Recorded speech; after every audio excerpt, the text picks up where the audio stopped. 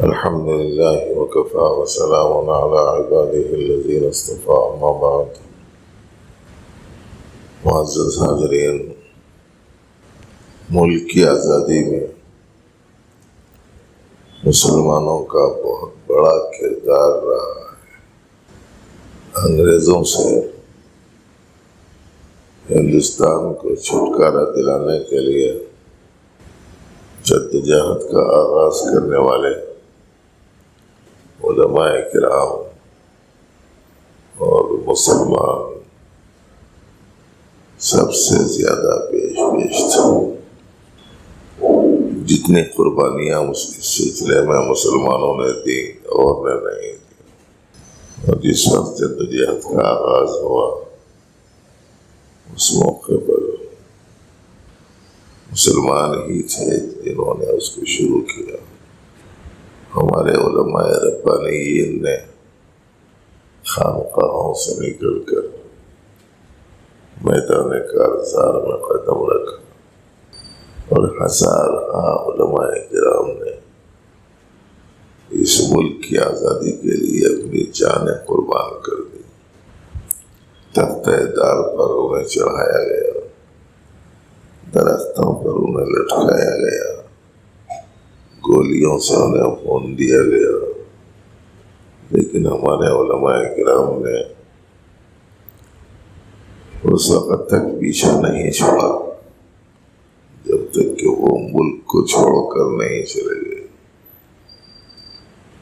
اور اس کی وجہ یہ تھی کہ وہ لوگ یہاں سب کو اپنا غلام بنانا چاہتے تھے، اور اسلام بندوں کی غلامی کی اجازت نہیں دیتا۔ حضرات صحابہ کرام میں ایک صحابی سے ایک ملک کے سربراہ نے پوچھا، تم لوگ کون لوگ ہو؟ نبی علیہ السلام نے ان کو بھیجا تھا۔ اس نے پوچھا، تم لوگ کون لوگ ہو، کیا چاہتے ہو؟ تو انہوں نے کہا کہ ہم اس لیے بھیجے گئے ہیں کہ لوگوں کو لوگوں کی غلامی سے نکال کر اللہ کی غلامی میں داخل کرے۔ تو مخلوق کی غلامی اسلام نہیں سکھاتا، اس لیے ہمارے لیے غلام بنانے والوں کو باہر نکالنا خالی ایک زمینی اور علاقائی اور صوبائی مسئلہ نہیں تھا، مذہبی مسئلہ بھی تھا۔ اور چونکہ سب سے زیادہ قربانیاں مسلمانوں نے دی، اسی لیے ملک کے آزاد ہونے پر سب سے زیادہ خوشی بھی مسلمانوں ہی کو ہونا چاہیے۔ اور آپ کو معلوم ہے کہ اس ملک کی خصوصیات میں مختلف الوان، مختلف رنگ، مختلف فکر، مختلف مذاہب کا ایک گلدستہ ہے۔ اس واسطے ہمارا ملک کا نشان بھی بتاتا ہے کہ یہ ایک رنگی نہیں ہے، یہ ترنگا ہے، یہ ایک رنگ کا نہیں ہے۔ اس کے رنگ خود بتا رہے ہیں کہ یہ ایک رنگ کا نہیں ہے۔ اب وہ لوگ جنہوں نے آزادی میں حصہ لیا نہیں، اور وہ لوگ جن کا آزادی میں کوئی رول نہیں، وہ لوگ یہ چاہ رہے ہیں کہ نہیں، یہ کئی رنگ کا نہیں، یہ ایک ہی رنگ کا ہونا ہو۔ یہاں ہر مذہب کے لوگ ہوتے ہیں اور تنوع ہے، اور اسلام کسی کو اس کے اپنے مذہب پر چلنے سے روکتا نہیں ہے۔ ہاں، حق کیا ہے بتاتا ہے، حق کیا ہے بتاتا ہے، باقی روکتا نہیں ہے۔ مسلمان جہاں جہاں فاتح بن کر گئے تاکہ تم لوگ اپنے دین اور مذہب کے اعتبار سے آزادی سے زندگی گزار سکتے ہو۔ تو اس ملک کی یہ خاصیت ہے، یہ خصوصیت ہے، اور اس اعتبار سے پوری دنیا میں اس ملک کو ایک خاص اعزاز حاصل ہے اب کچھ لوگ وہ ہیں جو اس کی خوبصورتی کو متاثر کرنے کے چکر میں پڑے ہوئے ہیں. اس لیے مسلمانوں کو اپنا شعور بیدار رکھنا اور اس قسم کے تغیر سے ملک کو بچانے کے لیے اکابر کا دیا ہوا جو بھی لائے ہے عمل ہے، قانون کی روشنی میں اسے اختیار کرنا چاہیے. ایک دوسری بات اس سلسلے کی یہ ہے کہ آزادی ایک قسم کی نہیں ہوتی. آزادی اصل میں مخلوق اور غیر اللہ کے جکڑ بندیوں سے آزاد ہونے کی.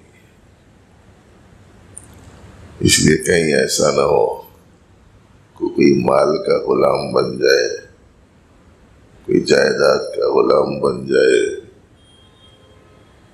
کوئی عورت کا غلام بن جائے، کوئی حکومت کا غلام بن جائے، کوئی کرسی کا غلام بن جائے، کوئی ڈگری کا غلام بن جائے، کوئی عیش و آرام اور راحت کے سامان کا غلام بن جائے، اور کوئی نفس کا غلام بن جائے، شیطان کا غلام بن جائے.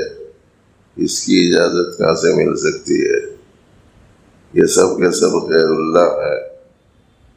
اور لا الہ الا اللہ سکھاتا ہے کہ اللہ کے علاوہ ہم کو کسی اور کی غلامی قابل قبول نہیں ہو سکتی.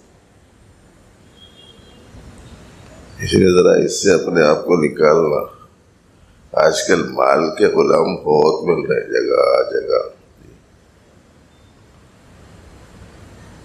اور نوجوانوں میں بہت سارے تو بچی کے عورت کے غلامہ بہت مل رہے جگہ جگہ. مذہب چھوڑ دو بولے تو ٹھیک ہے، گھر چھوڑ دو بولے تو ٹھیک ہے، اماں بابا سے دور ہو جاؤ بولے تو ٹھیک ہے، تمہارے کنے ہے سو پوری پنجی میں پونجی میرے کو دے دو بولے تو ٹھیک ہے. بولا غلامی کر رہا.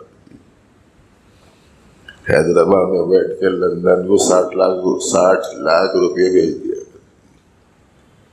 خالی فونوں کے چکر میں. کوئی مال کا غلام ہے، کوئی بیوی کا غلام ہے، کوئی جائیداد کا غلام ہے، جائیداد کے واسطے دین بیچنا پڑے دین بیچ دے گا، اسلام چھوڑنا پڑے اسلام چھوڑ دے گا، جھوٹ بولنا پڑے جھوٹ بول دے گا، جھوٹی گواہی دینا پڑے جھوٹی گواہی دے دے گا. تو کائے کا غلام بنا ہوا ہے؟ جائیداد کا غلام. کوئی غذاؤں کا غلام بنا ہوا ہے، مجھے یہ چاہیے کھانے کو، یہ چاہیے پینے کو. ارے اللہ کا حکم ٹوٹ جائے گا، نبی کی سنت چھوٹ جائے گی تو بولے ٹوٹنا ہے ٹوٹے، چھوٹنا ہے چھوٹے، مجھ سے یہ چیز نہ چھوٹے. کھانے پینے کی چیزوں کا غلام بن کے بیٹھ گئے. تو آزادی کا جس حقیقی مفہوم ہے وہ تو اکثر لوگوں کو سمجھ میں نہیں آیا. نفسانی خواہشات کے غلام بنے ہوئے ہیں. ان سے آزادی اصل میں آزادی ہے، اور ان سے آزاد ہو کر ایک کا غلام بن جانا، اس کا نام ہے دنیا کا ہونا جیل خانہ. حدیث میں آتا ہے نا دنیا مومنین کے لیے قید خانہ ہے. تو کیا مطلب ہے قید خانہ کائے کا؟ اللہ کے حکموں میں جکڑے رہنے کا نام. جیسے کسی کو قید کر دیا جاتا ہے تو زنجیروں میں جکڑا ہوا ہوتا ہے، چار دیواری میں جکڑا ہوا ہوتا ہے، سلاخوں میں جکڑا ہوا ہوتا ہے، جالیوں میں جکڑا ہوا ہوتا ہے. لیکن انسان دنیا میں، صاحب ایمان دنیا میں اللہ کے احکام میں جکڑا ہوا ہوتا ہے. اس معنی میں ہے دنیا مومن کے لیے قید خانہ ہے. اور وہ ایک غلامی ہم نے چھوڑ دی، سینکڑوں چیزوں کی غلامی کرنا پڑ رہا ہے. جب وہ ایک در چھوٹ جاتا ہے پھر 100 در پر سر ٹکرانا پڑتا ہے۔ آزادی حاصل کیجیے اللہ کے غیر سے۔ دوسری مختصر سی بات یہ ہے کہ اسلام کی تاریخ کا تعلق اسلام کے بہت سارے واقعات تھے جن میں نبی علیہ السلام کا پیدا ہونا بہت بڑا واقعہ تھا۔ نبی علیہ السلام کا اوپر سب سے پہلے وحی کا آنا ایک بہت بڑا واقعہ تھا۔ نبی رحمت صلی اللہ علیہ وسلم کا معراج کا سفر ایک بہت بڑا واقعہ تھا۔ حجر اسود کے واسطے آپس میں لڑنے والے قبائل کو جوڑ کر حجر اسود کو بیت اللہ کی دیوار میں نصب پرامن طریقے سے کر دینا ایک بہت بڑا واقعہ تھا۔ بڑے بڑے واقعات تھے، لیکن اسلامی تاریخ کو ان واقعات میں سے کسی واقعے کی طرف منسوب کرنے کے بجائے ہجرت کے واقعے کی طرف منسوب کر کے اس کا نام ہجری رکھا گیا۔ میلادی رکھا جا سکتا تھا پیدائش کی نسبت سے، نبوی رکھا جا سکتا تھا وحی کی نسبت سے، معراجی رکھا جا سکتا تھا واقعہ معراج کی نسبت سے، لیکن ہجرت سے متعلق کیا گیا۔ اس میں اشارہ ہے اس بات کا کہ حق اور خیر کے پھیلنے میں سب سے اہم ترین جو تدبیر ثابت ہوئی وہ ہجرت والی تدبیر،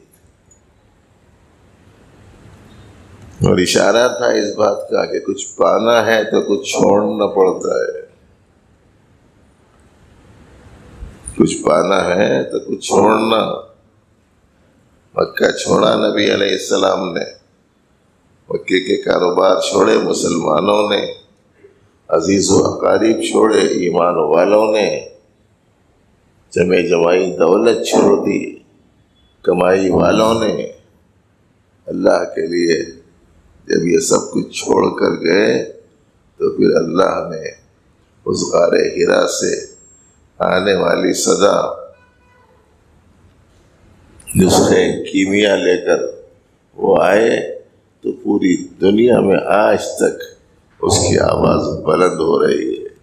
انہوں نے وہ قربانیاں دیں، اس کے نتیجے میں وہ پیغام جس میں پیغام دینے والے کو مکے میں رہنے نہیں دیا جا رہا تھا، اس کا پیغام دنیا کے کونے کونے میں پھیلا۔ یہ سب کچھ کب ہوا؟ جب انہوں نے قربانیاں دی، چھوڑا اپنے مرغوبات کو، چھوڑا اپنے معلوفات کو، چھوڑا اپنی چاہتوں کو، چھوڑا اپنی جائیدادوں کو۔ ہجرت کے معنی چھوڑنا، یہ پکڑ کے رہے تو نہیں بنتے کام۔ اسی لیے مشہور ہے جملہ، کچھ پانا ہے تو کچھ کھونا پڑتا ہے، کچھ حاصل کرنا ہے تو قربانیوں کے بغیر نہیں حاصل ہو سکتا۔ یہ یاد رکھنے کے واسطے اسلامی تاریخ کو ہجرت سے منسوب کر کے ہجری کہتے ہیں۔ ہمارے بچوں کو معلوم نہیں ہے ہجری بولے تو کیا۔ نبی علیہ السلام نے جب ہجرت کی اس وقت سے حساب لگایا گیا تو سال کو سال اس کا نام ہجری فلاں بولتے، اس سے منسوب کرنے کی وجہ یہ۔ تو یہ دو باتیں یاد رکھیں آپ، ایک آزادی میں اپنا حصہ اور آزادی کا حقیقی مطلب، دونوں یاد رکھنا جی۔ اور دوسرے دیکھو، اگر اسلام کی سربلندی چاہتے ہیں، اللہ کی خوشنودی چاہتے ہیں، پیغام حق کام کرنا چاہتے ہیں، تو ایسی صورت میں ان چیزوں کو چھوڑنا پڑے گا جن چیزوں نے ہمارے دل و دماغ میں جگہ بنا کر ہم کو جکڑ رکھا ہے، کچھ ہم سے کرنے نہیں دیتے۔ دکان نہیں چھوڑ رہے، نماز کے لیے کئی کو گراہک چلے جاتے۔ ارے کیا بات ہے بھائی، آپ مسجد کے کیوں نہیں آ رہے؟ بس بیوی باہر گئے تو شبہ کرتی تھی، اس وقت سے نکل رہی نہیں۔ ارے تم کہاں تھے جی فلاں جگہ؟ تم عبادت کے وقت میں تھے اس لیے بولے تو نہیں، میں شادی میں تھا، وہ سامان لانے گیا تھا، یہ لانے گیا تھا، وہ لانے گیا تھا. جکڑے ہوئے مختلف چیزوں اللہ کے حکم کے مقابلے میں. اس جیل سے اپنے آپ کو نکال کر اور اس غلامی سے اپنے آپ کو نکال کر اللہ کی غلامی میں داخل کیجیے. تعالیٰ ہم سب کو توفیق عمل عطا فرمائے.